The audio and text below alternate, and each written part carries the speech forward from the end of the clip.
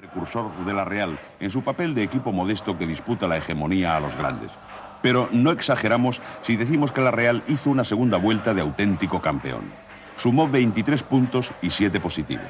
De ellos, 10 en los últimos 6 partidos, de los que empató 2 y ganó 4.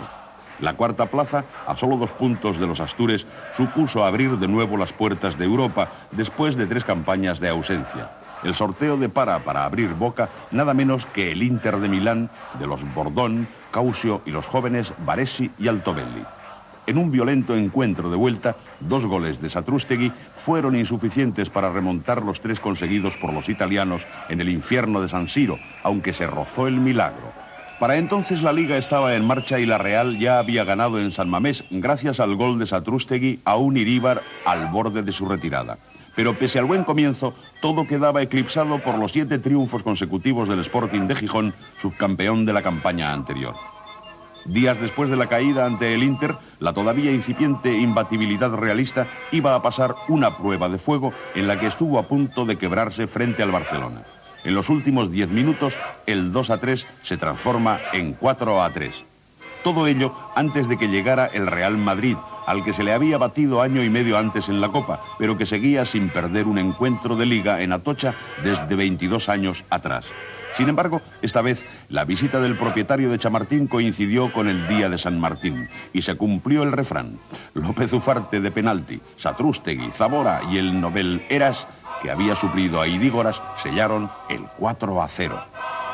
Era la primera derrota de los madridistas que coincidía también con la estrepitosa del Sporting en casa ante el Zaragoza. Ya solo quedaba un equipo invicto, la Real. No obstante, durante un mes más, la lucha siguió siendo a 3 bandas. Donostiarras, gijoneses y madrileños llegaron empatados a la jornada 13. Pero la victoria Churiurdín en el Molinón convirtió las 21 jornadas restantes en un espectacular mano a mano entre el Real y la Real. Los donostiarras se proclamaron campeones de invierno y salieron de la ciaboga con un punto de ventaja, pues mientras ellos empataban en campos de Atlético de Madrid y Las Palmas, el Madrid había perdido en San Mamés y Mestalla. Pero el Madrid recuperaba el terreno perdido ganando en estadios como el Camp Nou, en que solo había logrado empatar la Real, y el 23 de marzo llegó el esperado choque de ambos en Chamartín. En un extraordinario partido de contraataque, Zamora y Alonso habían puesto el 0-2 antes del descanso. Solo faltaban 6 minutos cuando García Hernández acortó distancias. El temido penalti de rigor por presunta mano de Gajate a 2 minutos del final fue más riguroso que nunca. Juanito transformó el empate a 2 y lo celebró propinando un cabezazo a Gorriz que repelió la agresión. Los resultados subsiguientes supusieron para la Real poner nuevos eslabones en su récord de imbatibilidad y llegar a la penúltima jornada con la ventaja de 1 punto más el coeficiente particular. Le bastaban, por tanto, 3 puntos en los 2 últimos partidos para resultar inalcanzable.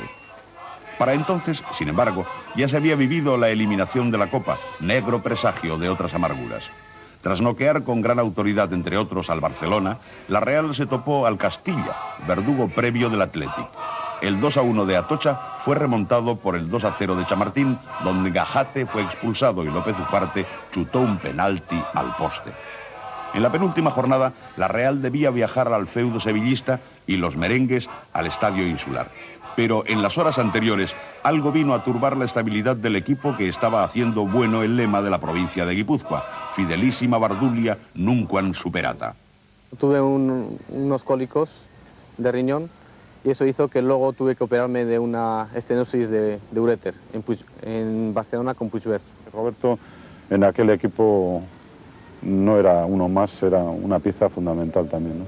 Y luego, pues que al Sevilla, en un momento dado, con el resultado incluso ya favorable a nosotros, le expulsaron 2 jugadores y con 9 jugadores nos ganó, o sea, nos dio la vuelta al partido y nos ganó. No fuimos capaces de serenar el juego y de sacar provecho de esa superioridad.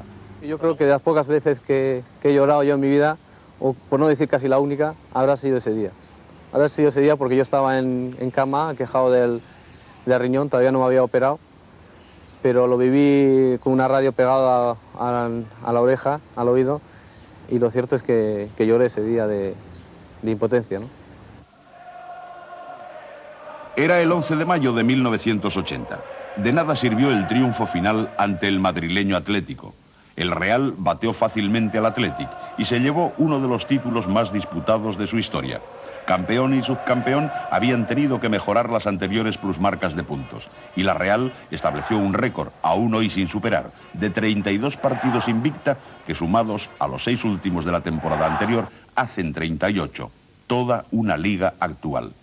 Los aficionados de Atocha supieron aclamar a su campeón sin corona, y ni Monsieur Comet pudo resultar insensible al dolor de Agustín Gajate, que había sido probo empleado de sus herederos.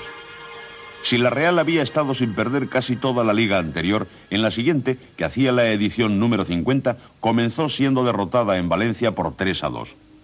Y en los siempre caprichosos designios del balón fue todo lo contrario de un mal presagio. Resultó una de las ligas más enloquecidas que se recuerdan. Cuando en la 10ª jornada la Real cayó por la mínima en Chamartín, el Madrid se igualó a puntos con los guipuzcoanos, pero ambos se hallaban ya a 5 del Atlético de Madrid. Meses después, el 1 de marzo, cuando el Barcelona estaba a un solo punto del Atlético de Madrid, Quini fue secuestrado, lo que supuso un mazazo decisivo para los blaugrana, quienes perdieron una semana más tarde en el Manzanares. Ese mismo día, 8 de marzo, la Real y el Madrid saltaron a Atocha empatados a puntos, a 6 del líder. Nadie podía sospechar que allí se podía estar dirimiendo nada decisivo para la Liga. Pero así era. Los 3 mediocampistas éuskaros, Diego, Alonso y Zamora, marcaron otros tantos goles sin más réplica que el de García Hernández. El 3-1 redondeado por Zamora superaba el 1-0 adverso de la ida en Chamartín.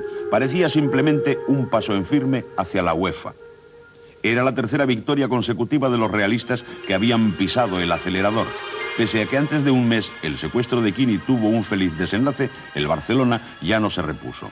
Pero también el Atlético cogió una gran pájara que culminó con la derrota en casa ante el Zaragoza por 1-2, jalonada por escandalosa actuación del árbitro Álvarez Marguenda.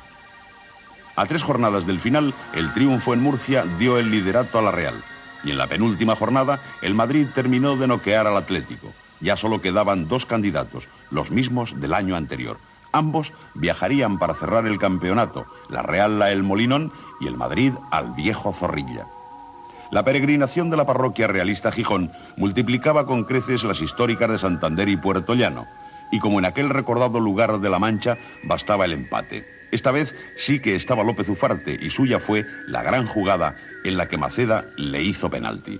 Cortabarría, a los 7 minutos, lo convirtió en el 0-1. La Real comenzó a jugar en campeón. Pero el minuto anterior y el posterior al descanso fueron fatídicos. Mesa convertía la victoria en derrota momentánea. Faltaban 44 minutos en los que el campo fue poniéndose pesado por la lluvia que no cesaba. Los Churi Urdiñac estaban volcados, pero no llegaba el empate y encima los contraataques astures llevaban veneno. El Madrid ya había terminado victorioso su partido de Valladolid y Juanito, hincado de rodillas, había comenzado su extravagante acción de gracias. Faltaba menos de medio minuto y todo parecía de nuevo perdido. ¡Atención! ¡Gol de la Real Sociedad! ¡Gol de la Real Sociedad! Un gol que puede equivaler un título de liga, señoras y señores. En ese momento solemne, a las 19:15 del 26 de abril de 1981, culminó la aventura sideral, iniciada en Puerto Llano 14 años y 3 días antes. Un grito rasgó el firmamento y por la grieta el ascensor ascendió a los cielos. San Pedro no reconoció al intruso hasta que vio a San Sebastián alborozado y aliviado de sus saetas. Ni San Mamés pudo evitar un guiño de complicidad.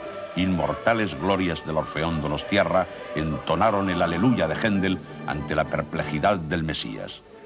Monsieur Comet había concedido al fin una amnistía y Benito Díaz se sintió el hombre más feliz de la tierra. Satisfecho, muy satisfecho de haber